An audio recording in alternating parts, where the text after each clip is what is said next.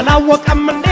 ሁሉን እንደሰጠን እንደዘም የፈናኝ ወገኔን የሚል ሰው እንደ እስክንድር መናኝ ወገኔን የሚል ሰው አይፈጠርለት እና እንዳሳምነው እጣው መጥፋት ነበር እንግዲህ አማራው አርበደበደው እንደለመደው አርበደበደው እንደለመደው አርበደበደው